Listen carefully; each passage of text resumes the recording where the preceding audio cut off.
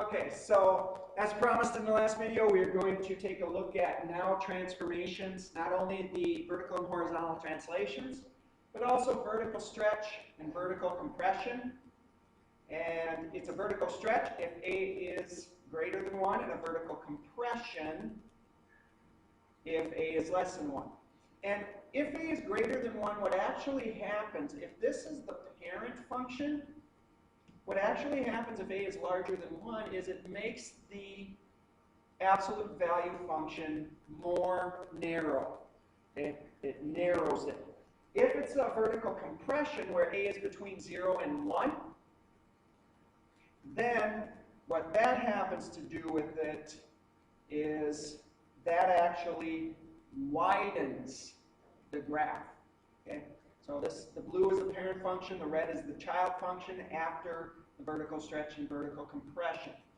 Okay? And the deal with the main thing with the deal on the x-axis is if you see a negative value in front of the absolute value, then all that does, instead of opening up, then that function, that graph would then open down. That's what the negative does. So, to flash forward to the ones with both the compression and the stretch along with the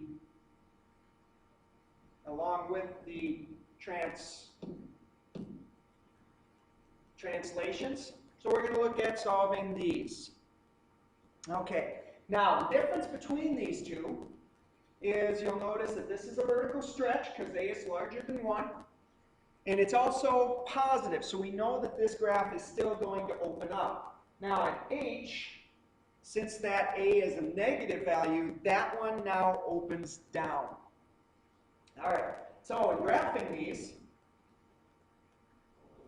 and if you have trouble remembering that, you can still just find the y-intercept and determine where that's going to be.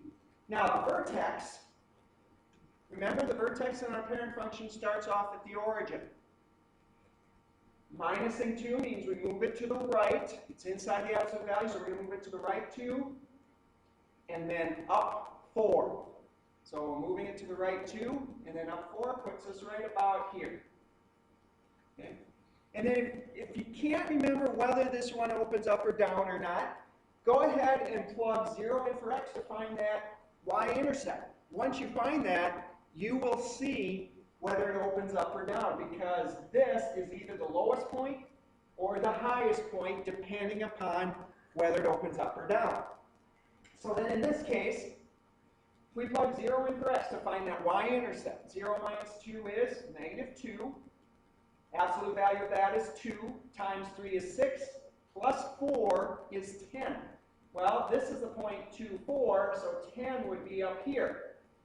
0, 10, and you can kind of see pretty obviously that in order to have that V shape, we need to open that up. And this is the point 2, 4, and we are kind of lucky here. We do not have to find any x-intercepts for this one. Okay? So then, all that's left is finding the domain and range. The domain, left to right, is -infinity to infinity. And then the range, okay, bottom of the graph, which is at 4, and it includes 4, to the top, which is infinity.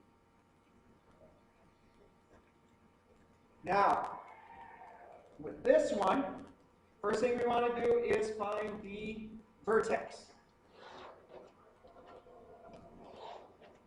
So finding that vertex, we're moving it 1 to the right and 3 up. So from the origin, we're going 1 to the right and 3 up. So we have 1, 3. I'm not going to cheat because I know this one opens down. But let's say you're not 100% sure. Please don't thank you. Sometimes I freeze up when I use that eraser, so I get really nervous. Whew, that was a long time. Take a deep breath. I'm okay. All right, so in this case, we're going to find that y-intercept first. And in order to do that, we're going to plug 0 in for x. So 0 minus 1 is negative 1. The absolute value of that is positive 1. Times negative 2 is negative 2. Plus 3 is 1. Well, if this is up at 3, 1 is down here. So now we can see that this opens down. The vertex, once again, is either the highest point or the lowest point. In this case, it is the highest point. Because it is negative, if you can't remember that, once you find the vertex, go ahead and find the y-intercept, and then that'll show you whether it opens up or down. And once again, this y-intercept is the point 0, 1. Now, we do have two x-intercepts to find here. So we know that the y-coordinates there is 0, so we're going to plug 0 in for y. And then solve for x. And once again, we are going to get the absolute value piece by itself first by subtracting 3, then dividing by negative 2. And when we do that, we end up with 3 halves equals the absolute value of x minus 1. If you'd rather use 1.5, that's okay. With repeating decimals and so on, I would really prefer the fractions. This one, it's not too bad, so if you want to use 1.5, you certainly can.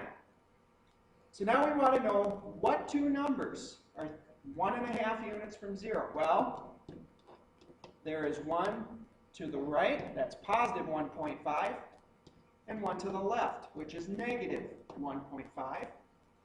And then we want to get x all by itself in the middle. So we are going to add 1 to all three sides. So negative 1.5 plus 1 is negative 0.5, or negative 1/2. 1.5 plus 1 is 2.5. Now that kind of makes sense. We should get a positive and a negative value for our x-intercepts, so that is okay. So we have negative 0.5, or fraction, negative 1/2, and positive 2.5, or as a fraction would be 5/2. And that is graphing not only the horizontal and vertical translations, but also the vertical compressions and vertical stretches, and also the reflections. In the next one, we will take graphs and write functions for them.